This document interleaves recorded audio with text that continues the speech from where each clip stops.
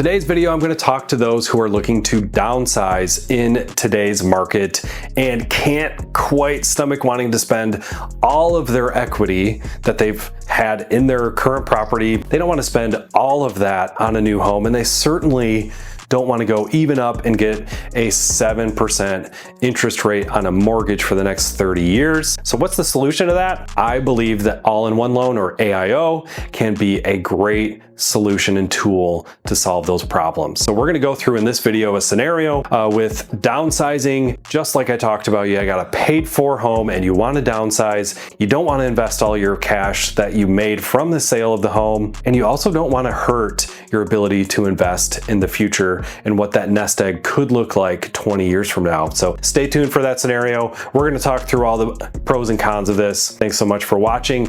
I'm Brandon Faber. I'm a realtor. I'm not a loan officer, but I do have a great all-in-one loan contact should this be a route you want to take. You're going to see some scenarios with some average rates, some ballpark rates. Disclaimer, I'm not promising any of those numbers. Please speak to your financial advisor and also a loan officer for your specific situation. So let's dive into it. Why does the AIO loan work for downsizing? Well, often when you downsize, you walk away from significant equity. You spend it all into your next property. So the AIO loan lets you park that equity where it reduces your loan balance, of course, but also you have access to most of that should you need it in a pinch. So you get the best of both worlds. You use it to lower your principal balance, and also you have access to it later, which is really important as you move forward in life in this new property and new situation. And just using a specific scenario, let's say you have a home that you can sell for $400,000. That's fantastic. After the sale, you're going to walk away with roughly $370,000. And what you're going to look to downsize in this market to get something nice that's going to work for you, that's maybe newer, that doesn't need upgrades, you're going to be talking somewhere between the range of $300,000 and $350,000. So a gap of about $50,000 just to move down. Do you want to use $350,000 of your $370,000 to purchase it? I don't know. I like having some of that money start to work for me as I'm working towards retirement. So how do we do that?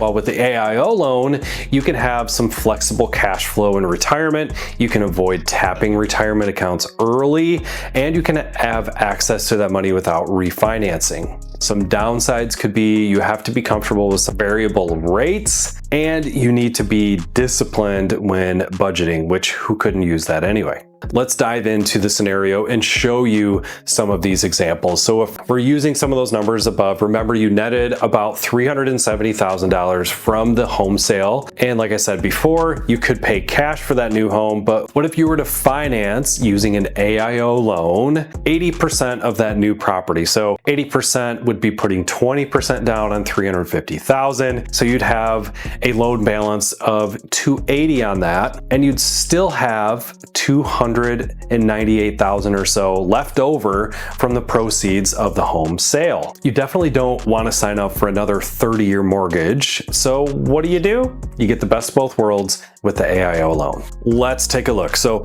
on this particular screenshot, we have a $350,000 property. We're going to finance $280,000 of it since we are putting 20% down. And we are comparing this to a 30-year fixed rate mortgage of 7.25%. The comparison loan payment will be about $1,900. Looking at the income and available deposits and expenses, if you make about $6,000 a month right now and you're taking into account the property taxes, home insurance, and about the $2,000 for rounding number's sake of that principal payment, you have about $1,500 left over according to my estimations. Again, this isn't gold. I'm happy to run a scenario for you. Let's just roll with some even numbers here. So if you run those numbers, on the left you have the AIO loan, and on the right you have the fixed rate mortgage. Obviously you are paying it down much faster, less than 10 years, just about 10 years with the AIO loan. And you are saving about $281,000 in interest in comparison loans. That's if you don't change anything. If you don't change any of your spending habits, if you don't start saving more, that's what you get. Now, some of you at this point might be saying, well, if I just pay cash and start investing an extra $3,500 a month, which would be using that extra amount that I wouldn't have going towards the payment plus some additional money left over, why not just invest that? It's about $3,500 a month. Well, of course you can, but how long would it take to acquire and build up to that $298,000 that we didn't use for this mortgage that we could have started investing right away? If no interest was applied, it would take about 85 months or 7 years to do so.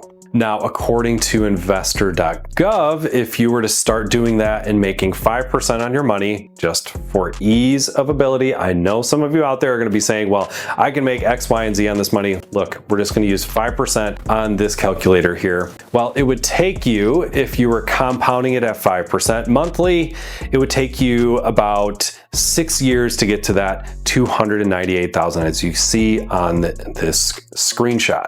Now let's compare apples to apples. If you were to take that $298,000 and using the investor.gov calculator again, and you were to not add anything to it, but getting that same 5% for those 10 years that you had the AIO loan until you paid off that principal balance, you'd have roughly $490,000 in that account after year 10.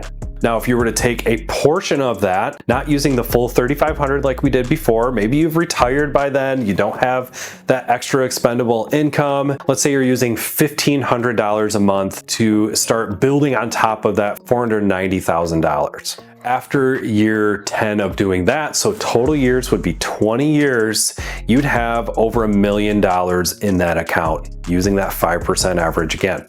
And being fair, if we're using the $3,500 a month, you're investing for 10 years and then $1,500 a month thereafter for an additional 10 years, you would have $1.128 million in that account. So yeah, that seems a lot better. Why not just pay cash? Well, you lost all that cash in the beginning and you are forgetting you still have access to the equity in the property. So after year 20, you are going to have about $140,000 available to you like it was a checking account. And to get more familiar with that, of course, watch my previous What is the AIO Loan video that will be linked above. After all that, if you're thinking about downsizing, you can't stomach the fact that you're going to spend cash versus getting a 7% interest rate, there is a solution, and I believe for most people that qualify, the AIO loan is the way to go. So to find out for yourself, please reach out to me at one of the links below. We can run some scenarios and get involved with my AIO loan expert. Thanks so much for watching. We'll see you at the next one.